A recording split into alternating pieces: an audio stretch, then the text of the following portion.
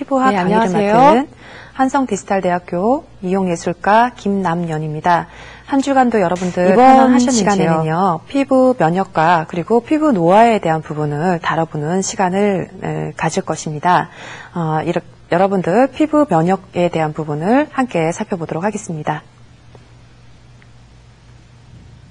피부 면역은 세균이나 바이러스 등으로 인해서 여러 가지 질환이나 그리고 여러 가지 지나친 스트레스나 질병으로부터 저항할 수 있는 인체의 능력을 말한다. 그래서 한마디로 말해서 어떤 질병을 앓고 난 후에 그 질병에 대해서 생기는 저항성을 일컬는 말이에요. 그래서 여러분들 피부 면역이라고 하면 질병으로부터 저항할 수 있는 인체의 능력이라든지 또 질병을 앓고 난 후에 생기는 저항력, 이러한 저항력이 생기는 현상을 면역이라고 생각하시면 되고요. 피부도 마찬가지로 피부 면역이라고 여러분들이 생각을 하시면 되겠습니다. 다음은 항원 항체 반응, 피부에서 일어나는 피부 면역 기능 중에서 항원 항체의 기능에 대해서 살펴보는 시간을 갖도록 하겠습니다. 항원이라는 것은 인체의 면역 체계에서 면역 반응을 일으키는 원인 물질, 쉽게 얘기해서 내 몸에서 이물질로 받아들이는 것이에요. 그래서 내 몸의 일부가 아닌 다른 외부에서 들어오는 그런 항원을 말하는 것이고요. 항체는 이물질에 아까 항원에 대항하기 위해서 림프구에서 생성되는 면역 글로불린이라고 하는 단백질 성분이 되겠고요. 특정 항원에 대해서만 항체 반응을 하게 됩니다. 지금 설명드린 대로 항원 항체에 대한 개념을 좀 숙지하셔야 되겠고요. 다음은 항원 항체의 반응의 예에 대해서 설명을 좀 드리도록 하겠습니다. 면역은 좀 아까 살펴봤던 여러분들 정의 알고 계시지만 세균과 바이러스로부터 인체를 보호하고 방어하는 능력을 말하고요. 알레르기는 항원에 대한 항체의 감임 반응을 일컬습니다.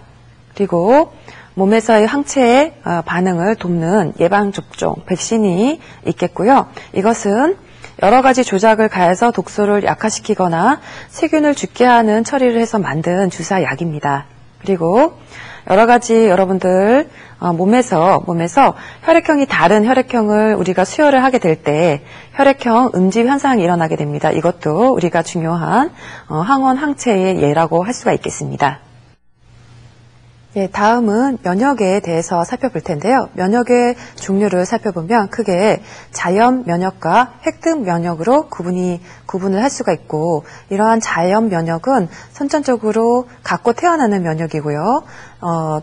그 종류로는 신체적 방어벽의 역할, 그리고 화학적 방어벽의 역할, 그리고 식균과 염증 반응을 그 예라고 할 수가 있겠고요.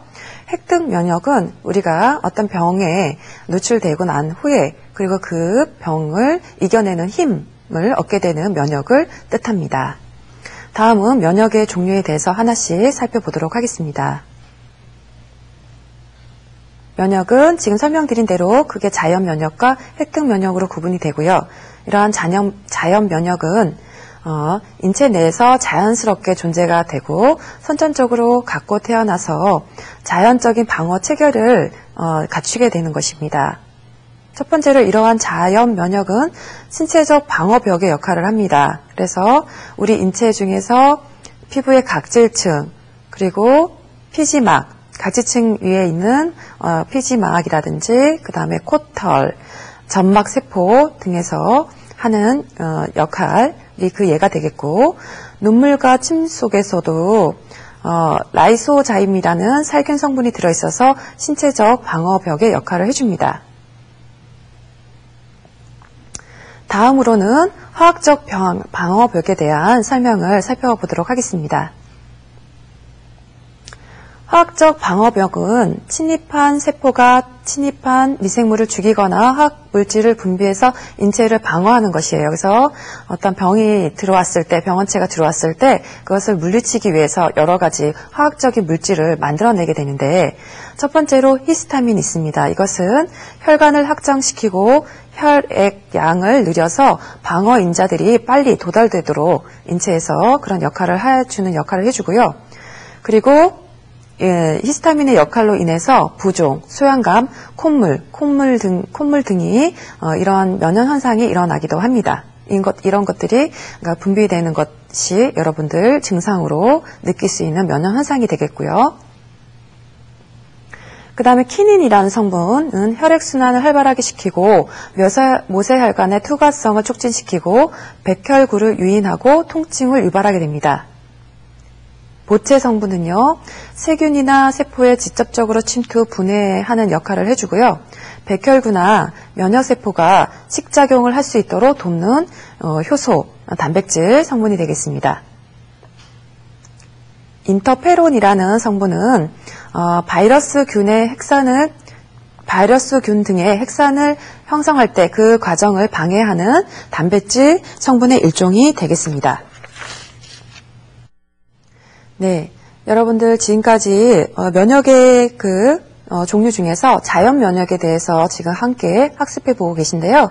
다음은 식균 작용과 염증 작용에 대한 부분입니다. 자연 면역의 종류 세 번째입니다.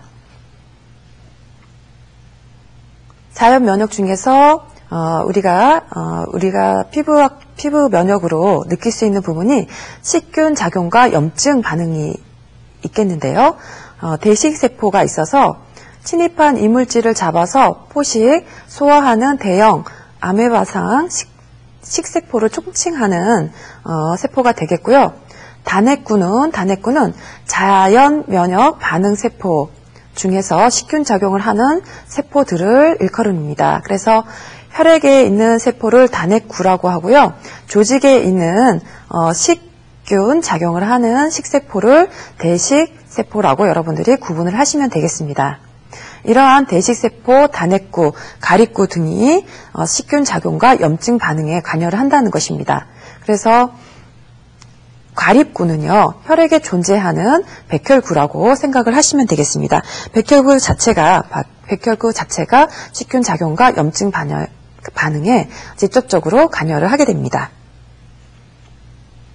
그 다음, 자연 살해세포가 있습니다. 림프구의 15%를 차지하고 있고요.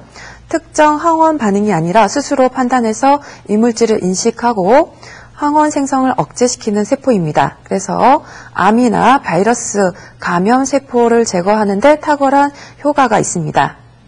그 다음 사이토카인 세포는 면역에 관여하는 백혈구나 대식세포 등의 증식을 분화하고 활성을 조정해주는 성분이라고 할 수가 있겠습니다.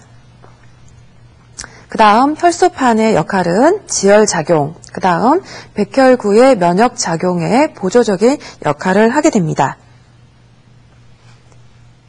예, 이처럼 여러분들 피부 면역 반응 중에서 특히 자연 면역 중에서도 첫 번째로 살펴본 것이 신체적 방어벽의 역할을 하는 성분들, 그 다음 화학적 방어벽의 역할을 하는 성분들, 그리고 우리 인체 내에서 식균 작용과 그 다음에 염증 반응에 관여하는 역할에 대해서 또 성분들에 대해서 함께 살펴보았습니다.